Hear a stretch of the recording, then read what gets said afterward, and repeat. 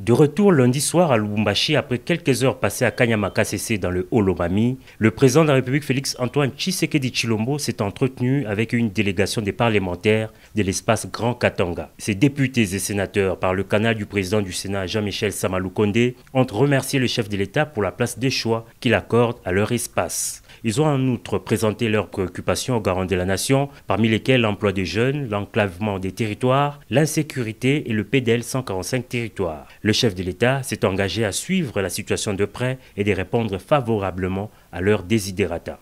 Nous avons parlé de la problématique de l'emploi des jeunes, nous avons parlé de l'enclavement de nos territoires, nous avons parlé de l'insécurité qui bat son plein et nous avons aussi parlé du bon suivi du grand programme ambitieux de 145 territoires. Peu après, le président de la République a conféré avec les députés provinciaux du Haut-Katanga, bénéficiaires d'un nouveau siège du Parlement provincial moderne. Ces députés, par la voix de leur président, ont tenu avant tout à remercier le chef de l'État avant d'exposer leurs multiples problèmes d'ordre social et sécuritaire qui guettent leurs électeurs.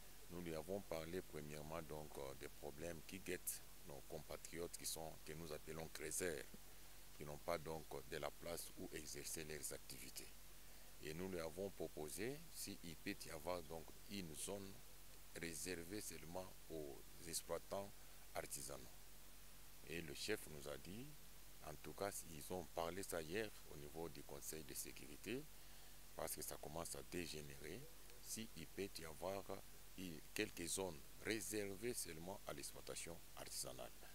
Et il nous a dit, il nous a chargé que nous puissions vraiment donc lui faire des propositions concrètes par rapport donc à ces zones.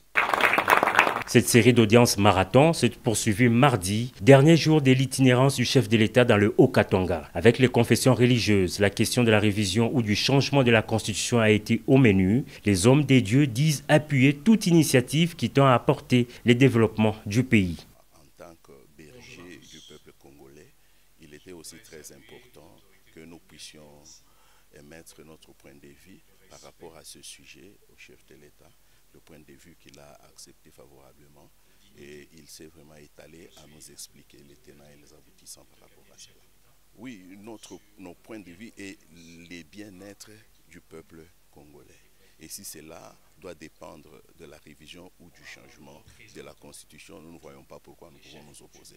La boucle a été bouclée avec les autorités traditionnelles et coutumières, en présence du vice-premier ministre et ministre de l'Intérieur, Sécurité et Affaires coutumières. Ces gardiens des valeurs traditionnelles ont promis au chef de l'État de lui apporter leur soutien pour la réussite de sa mission.